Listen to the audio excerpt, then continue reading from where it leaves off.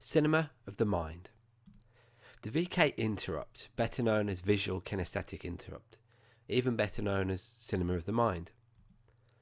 A great tool developed initially as a neuro-linguistic approach to creating fast phobia cures. It's also really effective in developing a fresh outlook on overcoming barriers, as it's effectively viewing your situation from a fresh perspective. What I'm going to do is run through the basic process and reasons behind its success. There's a hypnosis session based upon this approach that's really useful to have a go at. Essentially, the VK interrupt is built around the process of created memories and experiences. The most common use is, as I have said, the fast phobia cure. So let me explain how that works here.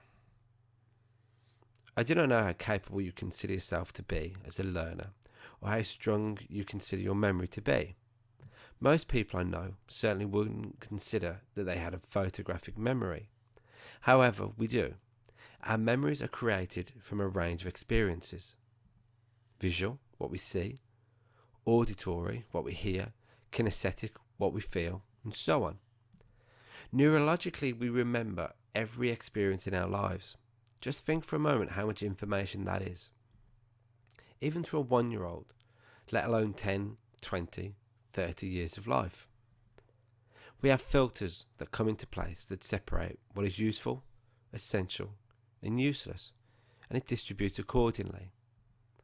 If you think for a moment, your strongest memories are either activities that you repeated time and time again, such as studying for a test or learning to walk, that it just became second nature to do. Or your memories will be attached to strong emotional responses, things that are important to your physical and emotional well-being, moments of joy and love, moments of sorrow and loss, moments of exhilaration and moments of fear. Each memory and emotion is either good and leading you towards repeating that activity, or bad and leading you to avoid repeating the process. You only need to burn your fingers in a fire once to know that it hurts, so to speak. What is important to bear in mind, however, is that all of this often happens in a split second. Too fast for us to even realise, let alone take action. Phobias are literally established and learned in seconds. People rarely go out of their way to become scared of elevators, eggs or pigeons, but some people are. It often comes down to one bad experience, which we then reinforce in our mind's eye, or cinema of the mind. What basically happens is this. Let's suppose for a minute you have a strong phobia or strong fear of... Now, I'm going to try and think of something really uncommon. Okay, let's say I have a fear of small cardboard boxes, which I'd not imagine that you have. But if you do, keep listening. This may help anyway. So whenever you think about small cardboard boxes, you begin to create an image of a situation that scares you. It's even worse when presented with the object of your fear. Then you may start not only just to visualize, but start to imagine it about to happen, and start feeling what you could imagine the worst imaginable outcome could be. Here's a little thought exercise for you. Remember when you were at school? Now, assuming you weren't a juvenile delinquent, remember how it felt when you were sent to see the head, or even parents' evening and report cards. There's always a sense of dread. It's likely that you imagined what you thought was going to happen before it actually did. And in fact, what you imagined was generally a million times worse than what actually went down. But still, you got nervous butterflies in your stomach, and so on. All of this based upon the idea in your mind when you saw yourself in a bad situation. So the person with a little box phobia, when presented with a little box, would start in their mind's eye seeing what they are most afraid of, based upon their created or amplified experiences.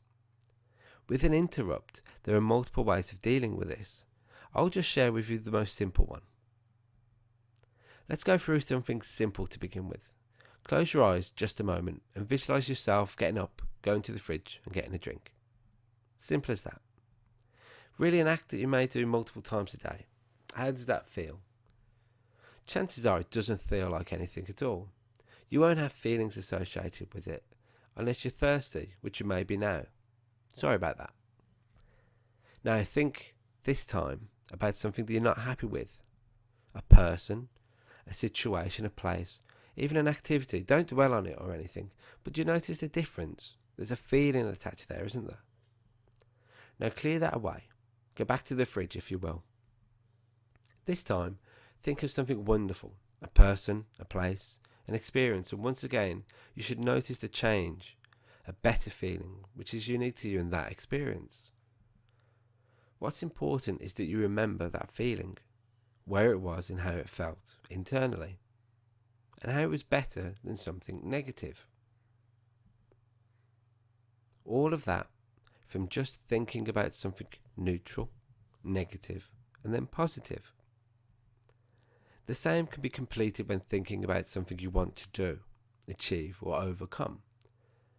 Now that person with a box phobia would run through their imagined outcomes, and each one would be associated with a negative feeling as something to avoid, which over time would build and build to become life-limiting. Forgetting the small box phobia, which when I googled I couldn't find it really. It's not that common. One fear though that is incredibly common, and depending on how much faith you have in statistics, states that a large proportion of people would rather die than speak in public. Incredible, and a little overdramatic. I understand how people can be nervous and afraid of public speaking. I get nervous every time I do it, and I even imagine in my head what could go wrong. But I always make sure I am more than prepared, so I can always see my way through. What happens then, when most people think about public speaking, they concentrate on the negative, the self-doubts come in, the nerves, the anxiety and stress. What often happens next is in your mind, you may imagine standing in front of people and doing a terrible job. This just reinforces your fear. You may imagine telling a joke that no one laughs at, which I've done. You may imagine yourself getting carried away and saying something totally inappropriate. Again, I'm always relieved when I finish and haven't made an error of judgment. Though I will tell you this, every time I've stood up and taken that chance, people only mention the positives. Think about it. Have you ever seen someone do a bad job and something terrible has happened? Doubtful. More likely you've seen the room get together and support them. How we can overcome this fear is simple. Let's this time pretend that you're sitting in the audience with everyone else, and while you sit in the audience, you see the speaker get up on stage in front of everyone. 100+ people in the room, maybe. Could be a presentation or a best man speech, anything. This person that stands up, however, on closer inspection, is you. Even though you're sitting in the audience, you can sit and watch yourself up front. And what makes this really incredible is how well you do at delivering your speech. You're confident, well spoken, even funny, but you're still human. At one point or another, you can see yourself make a mistake, and guess what? No one cares. In fact, I like you even more for it. As you carry on, you keep talking, maybe even making a joke about it, and you sit and watch yourself up front talking away. You can remember those good feelings, the confident and happy feelings that come from doing something well. In addition to that, you can realise that it's easy to change the way you think about something, and that there are activities that we all put off until tomorrow. Situations we avoid because we create an image of the problem greater than the actual problem, running and hiding instead of standing and confronting. Once you start visualising yourself in situations that you may have previously avoided because you viewed them in a negative light, once you start changing your focus and perception, even reframing them if you will, it becomes easier. You can do this for almost anything and use it as a way of overcoming what is standing in your way and stopping you from even trying. What's the one thing you want to do but haven't? Even if you have to visualize it every day and see yourself happily and comfortably overcome it, once you get practiced, the success will be all that you see and nothing will stand in your way, whether it's public speaking, small cardboard boxes, anything. One of the best ways to take this forward is to create a list of 3 or 4 things that you want to do, but for whatever reason are putting off.